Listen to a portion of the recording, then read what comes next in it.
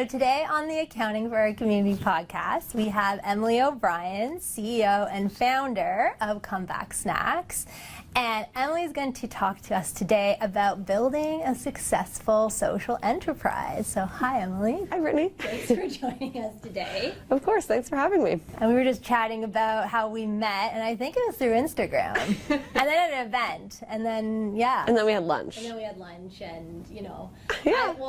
You know what, actually it is Instagram, because I remember following kind of your account and Comeback Snacks, and I think it was through a chamber event, maybe the Women in Leadership event that you spoke about. Oh, and yeah, I they was went like, to the Tie-Cat game or something. Yeah. Yeah. It's been a great fun. story and relationship that we've developed over the years. So Yeah. I really appreciate you joining us today, because I think, you know, what Comeback Snacks is doing is so cool and interesting, and I don't know how many people understand what a social enterprise is. So maybe, do you want to share what that is? Sure. So It's pretty, I'll just try to make it as simple as possible, Yeah. because it is pretty simple. It's a for-profit business that also uses profits or time or resources to focus on a social problem that's going on in the world. Okay. Now, Comeback Snacks. I mean, I know what Comeback Snacks is, favorite popcorn, but tell us about your business. Well, I started it in the most unlikely of places, and that was federal prison.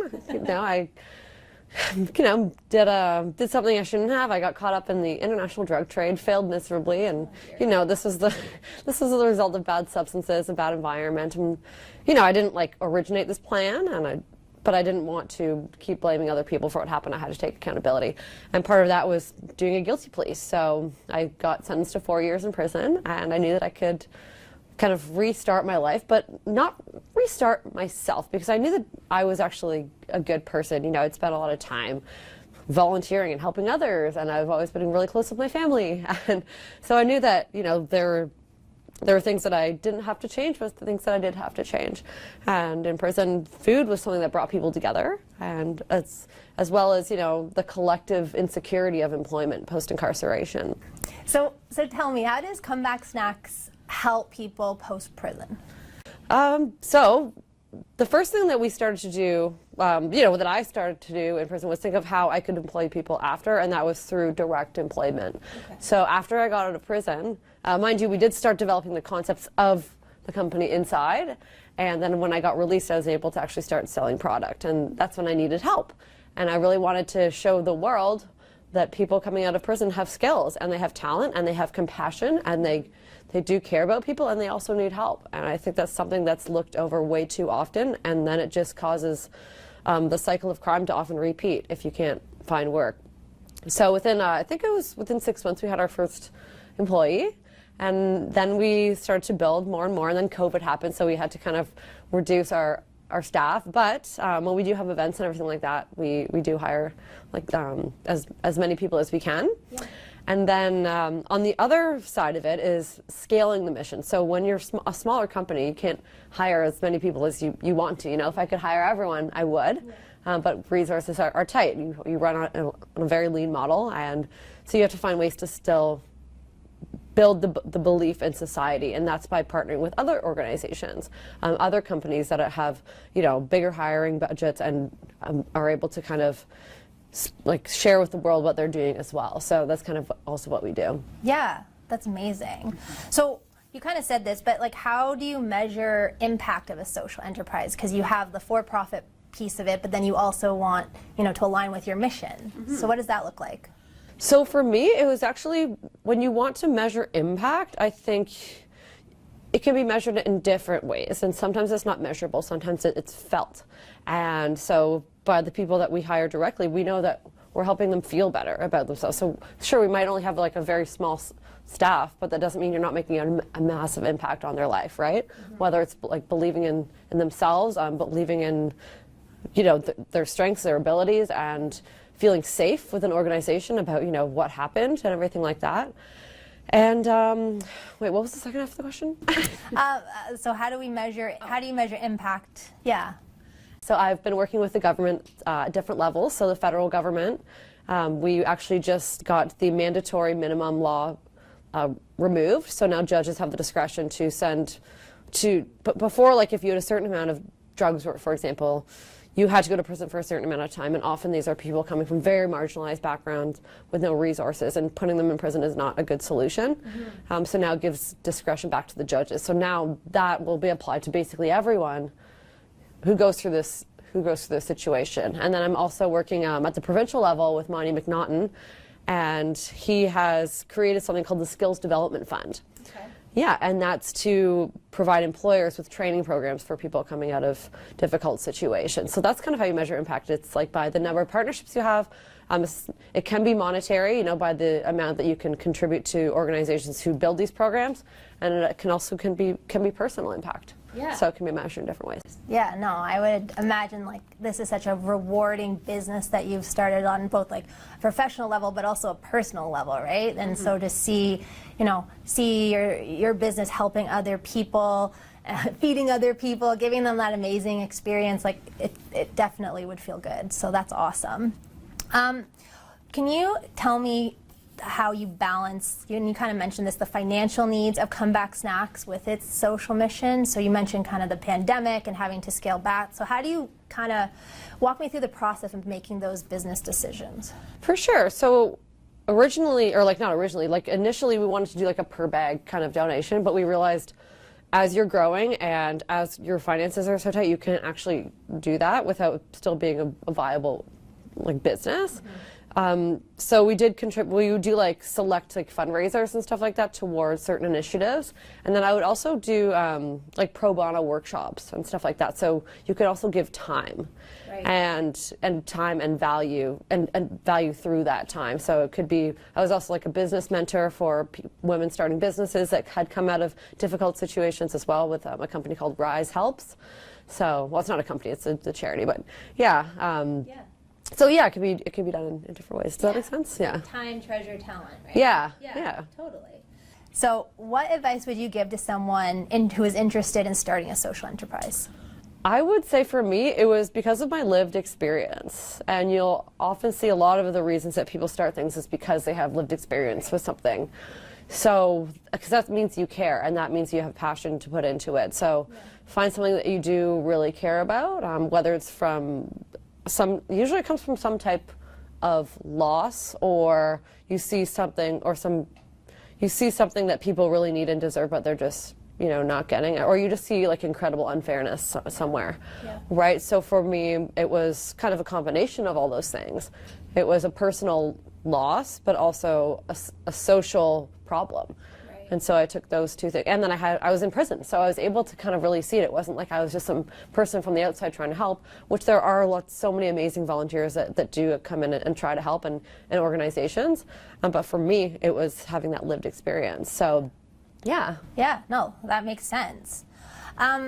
So how do you engage with your customers, and how do you build Comeback Snacks to be like this mainstream brand, right? Like it started from prison. Mainstream, that's so nice of you. Absolutely. You're everywhere. We see you, airports, all over the place. Like that takes time, but how did you do that?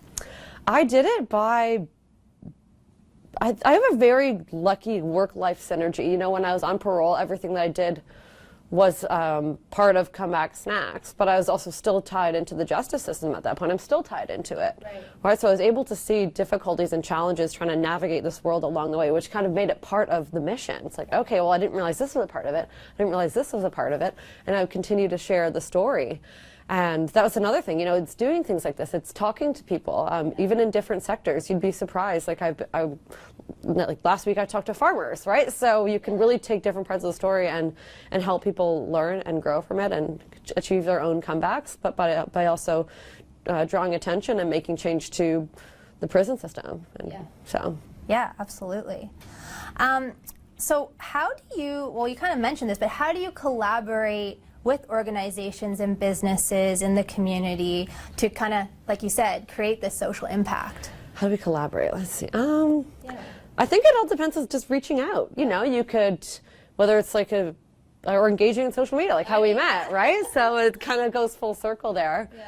You could send popcorn to their office, or you could, call them up and volunteer to lead a program or volunteer to help. I also kind of just I'm a very active person, whether that's, physically in exercise or in my social life, which is also my work life. So it's just by going and talking about it. And trust me, sometimes it does get tiring. So there are days where it's like, I'm not telling anyone this story today, right? But it's great to see how fascinated some people are, because people really want to learn. I think, of course, there's people that are like, oh, so tell me about prison. But there's also people that are like, how can I help? Yeah. Which is really, really good. So where do you see the future of Comeback Snacks? Long-term goal, long-term vision, like what would you like to see happen?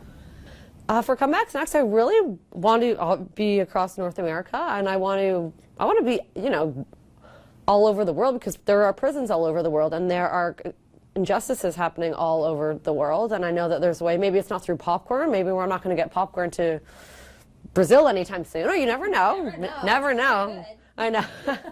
I know, but maybe there are ways that we can share the mission of Comeback Snacks, which is maybe by traveling, maybe it's by doing workshops in prisons, visiting other prisons, helping to create funding for prisons, or teaching to people all around the world that are trying to find work, and working with corporations all over the world that I think have a responsibility in fair chance hiring. Yeah. No, absolutely. And I think what you're saying, everything you're saying really makes sense in the sense of you have to spread the message. You have to, the more you talk to people, the more people want to help. And it's I think ignorance is bliss sometimes, and people don't actually know what's happening until you hear it. And, stereotypically, if you're just looking at someone like yourself, you would say, oh, this person has their life together, everything's good, which you do, but you don't know the story behind that either. Yeah. Right? Absolutely. And that's what inspires and connects people, right? It's our failures, it's the things that we learn from that makes someone else feel like, hey, I'm not alone, and I can do that too. I can be a next popcorn brand, or the next whatever that Next popcorn brand? Oh no, that's us. Maybe not popcorn. We'll pick another industry, but point being is I think what you're doing is so important to help people realize that they can take any situation and make the best of it, right? Yeah, so absolutely. What would you say is a key message that you would want any aspiring entrepreneurs to take away from this?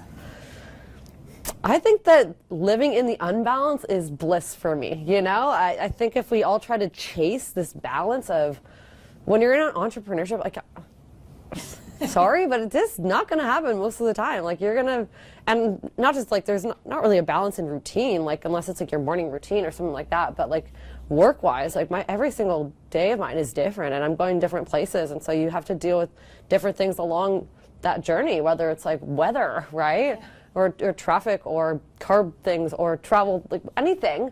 Yeah. Family stuff. You have to deal with stuff along the way. So there often is an imbalance. And so when you can thrive in that, or maybe not thrive, but just manage it. Yes. And because you can't just drop your business because you're having a bad day. You have to still go. You might be able to take off work at somewhere else, but you can't really do that for your business because it's your livelihood. That's right. So. That's right. Yeah. So key message is embrace the imbalances, embrace being uncomfortable, and just go for it, sounds like. Yeah, because eventually uncomfortable will be comfortable. That's right. You're used to it. That's right. So. That's right. Well, thank you so much for joining us today. I really appreciate your time. Where can people find you or learn more about Comeback Snacks? I should have brought some with me. Next time. Okay, part 2.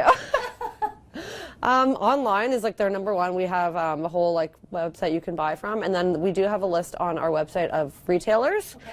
And you can also, or you can message me at Comeback Snacks, or if you're a retailer, or if you want it for an event or something, we can also do wholesale. So those are all of our kind of channels. So whether it's personal, retail, or being a retailer, you can kind of get it in different ways. Yes. Well, you know what? Our team really enjoyed. We had some Comeback Snacks for our tax survival kit last year, and everyone loved it. So. Where's this tax survival kit? We're getting new ones for this year, so okay. Stay tuned for our order. Okay. Perfect. Thank you. Thanks so much, Brittany.